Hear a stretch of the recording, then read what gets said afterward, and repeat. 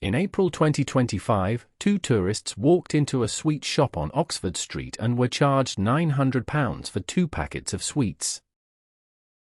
They complained. Police escorted them back to the shop to make sure they got a refund. That, on its own, would be a strange little story about a rip-off. But a few days later, officers returned to the same premises. They seized £80,000 worth of fake or unsafe goods, which the council described as the largest haul ever taken from a single shop on that street. And during the raid, 2 shop assistants ran, disappearing through a hidden panel in the basement wall, into a concealed room full of suspected illegal goods, and out through an escape exit onto the street. A sweet shop with a secret room and a bolt hole. If you have been to central London in the last few years, you will have seen these places. American-style candy stores, selling imported sweets and souvenirs and vapes, several of them within a few hundred yards of each other, usually empty, usually with no price labels, on some of the most expensive retail frontage in Europe. And everybody who walks past has the same thought. How does that place afford the rent? The usual answer you hear is money laundering. Cash business, dirty money in, clean money out. That answer is not wrong exactly, and we will come to it, but it is a much smaller part of what is happening than most people assume, and leading with it means missing the actual mechanism. Because the real answer is stranger, and it is this. For a shop like this, the customers were never the point. Not neglected. Not insufficient. Irrelevant. Let me tell you where this is going. First, what business rates are and why an empty shop is a liability rather than just a missed opportunity. Then the arrangement that turns that liability into somebody else's problem. Then why enforcement failed so completely, in the council's own words. And finally, why the thing that eventually worked was nothing to do with tax at all. So, business rates. If you occupy commercial premises in England, you pay business rates. It is a tax on the property, calculated from a rateable value that reflects roughly what the place would rent for. On Oxford Street those values are enormous, because Oxford Street is Oxford Street. Here is the part that matters. If a shop is empty, the rates do not disappear. After a short exemption period, the freeholder or the long leaseholder becomes liable for them. So an empty shop on prime retail frontage is not merely earning nothing. It is actively costing its owner a substantial sum every month, for as long as it stays empty. Now think about what the pandemic did to Oxford Street. Tourists stopped coming. Chains closed units. Long-standing tenants did not renew. A street built on international footfall lost its footfall, and a lot of very expensive frontage went dark. Every one of those dark windows was generating a rates bill for somebody. So there is now a person, or more usually a company, holding a lease on premises they cannot let to a normal retailer, paying tax on emptiness, in a market where nobody credible wants the space. And into that situation arrives an arrangement. The council described the alleged structure in some detail, and it goes like this. The freeholder or long leaseholder lets the premises to an intermediary company or an individual. That intermediary in turn lets it to the candy store, usually not on a lease but on a license. The candy store occupies the property on minimal rent and employs staff on minimal wages. Read that chain again, because the chain is the product. The moment somebody occupies the premises, the rates liability moves from the owner to the occupier. The owner's problem is solved. The occupier now owes the rates. And the occupier is a shell company with no assets. That is not speculation, it is what enforcement officers found. The council said its officers repeatedly discovered that shell companies with no assets held the license certificate for the shops. So the tax obligation lands on an entity that has nothing to take. Now you can see the shape of it. This is not a retail business that happens to be failing. It is an occupancy arrangement. Something has to be in the shop for the rates liability to move, and sweets are cheap, colorful, need no skilled staff, and fill a window convincingly. The council put the numbers on it.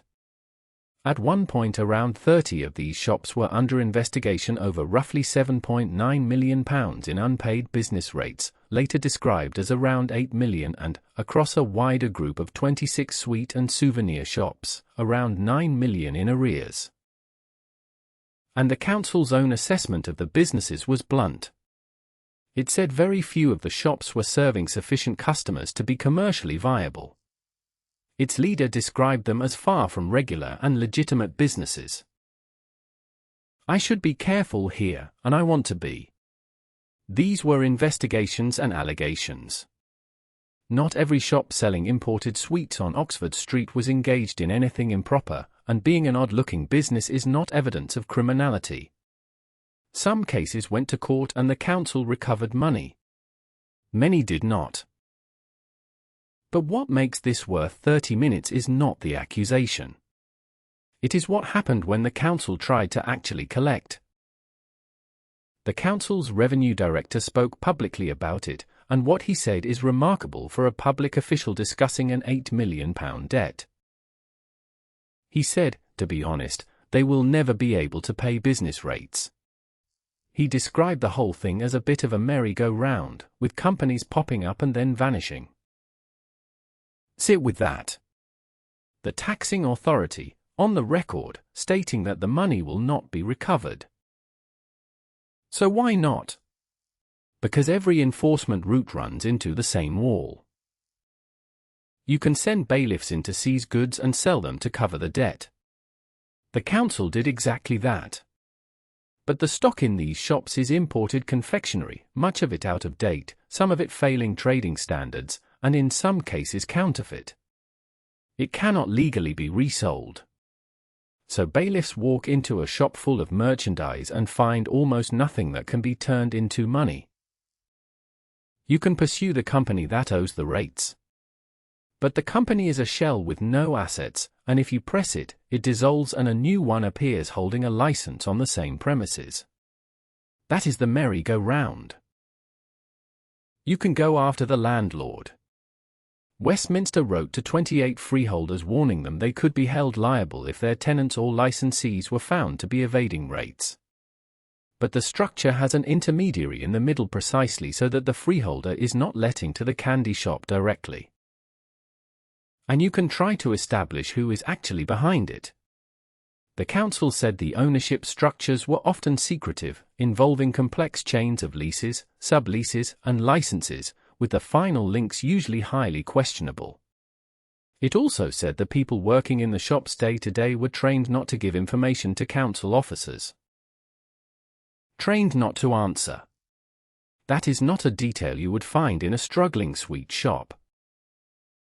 So here is where the whole thing turns over. We started with the question everybody asks, which is how does a shop with no customers survive? And the answer is that surviving, in the retail sense, was never what these premises were doing. A normal business is defined by what it sells and who it sells to. Revenue comes from customers, costs come from operating, and if the first is smaller than the second for long enough, the business dies. That is the whole logic, and it is why an empty shop looks like a failing one. These premises are defined by something else entirely. Not their trade. Their paperwork. The value being generated is the movement of a tax liability from somebody who would have to pay it to somebody who will not. That value exists whether or not a single packet of sweets is sold. The stock, the staff, the opening hours and the customers are all set dressing required to make the occupancy real enough to shift the liability. Which is why the shops look the way they do. If your revenue does not depend on selling anything, you do not need attractive pricing, or fresh stock, or trained staff, or a reason for anyone to come in. You need a lit window and somebody behind a counter. And once you see that, the other behaviors stop looking like a series of separate scandals and start looking like consequences. Take the pricing. The council seized more than 2,000 counterfeit Wonka bars retailing at around £8 each, with a unit cost of 43 pence. And there is the £900 for 2 packets of sweets. That is not a pricing strategy any repeat business could survive, and it does not need to be. On a street of tourists who will never return, a shop that does not depend on custom can charge whatever a confused visitor will accept once. Then take the goods themselves. Across 15 months, repeated raids impounded around £1 million of unsafe and illegal products. Vapes many times over the UK legal nicotine limit. Nearly 4,500 disposable vapes that allegedly exceeded nicotine limits or failed UK standards. In one later raid, over 30,000 cigarettes without the legally required plain packaging and health imagery, alongside nearly 3,000 food items, and vapes labeled zero nicotine that listed nicotine in the ingredients. Sweets and cereals containing additives banned in the UK. There is a reason those goods end up in a shop like this.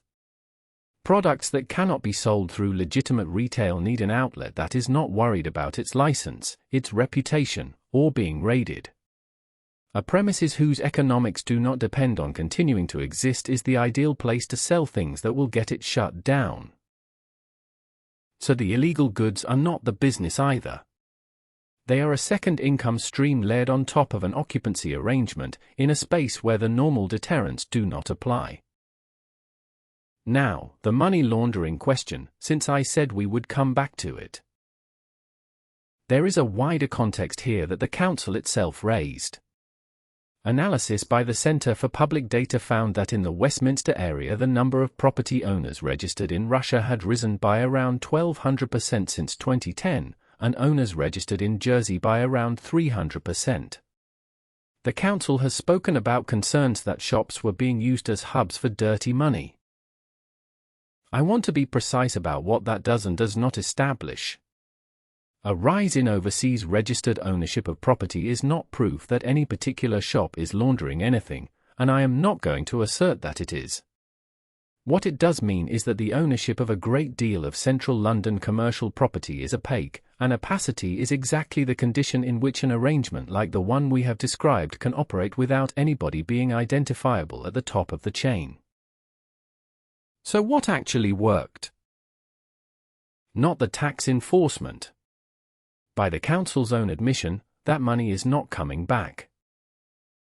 What reduced the number of shops was much less elegant. Trading standards officers raiding premises and seizing goods, repeatedly, so that the second income stream became unprofitable. Court action for the destruction of stock, with the business ordered to pay for the destruction. And direct appeals to freeholders and long leaseholders, essentially asking property owners to stop entering into these arrangements at all. That combination worked. The number of mixed candy and souvenir stores on Oxford Street fell from a peak of around 40 during the pandemic to 21, and then to 18 by March 2025. And notice what did the work. Not proving the tax was owed, which was never really in doubt. Making the premises not worth occupying, and making the arrangement unattractive to the person at the top of the chain who had a name and an address and something to lose. There is also a simpler force at work, which the council's revenue director identified himself. He said that if Oxford Street eventually recovers, this will disappear. Because the whole arrangement depends on empty units that nobody credible wants. Restore the footfall, and a freeholder can let to a real retailer at a real rent, and has no reason to take the other deal. Which is the last thing worth taking from this, and it generalizes well beyond one street. The sweet shops were not a failure of enforcement, though enforcement failed. They were a market response to a specific incentive. Somebody was holding an expensive liability they could not otherwise escape, and an arrangement existed that made it somebody else's, and that somebody was constructed specifically to be unable to pay. Anytime a cost can be moved onto an entity with nothing to take, that move will be made, and it will be made by people who did not invent the rule and are not breaking it in any way that is quick to prove. The shell company is not a loophole somebody found. It is a legal form doing exactly what a legal form does, which is limit liability, applied to a situation where limiting liability is the entire objective. So the next time you pass one of these places, half lit, no customers, price tags missing, do not wonder how it stays in business. It is in business. Just not with you. You were never the customer. You were the cover.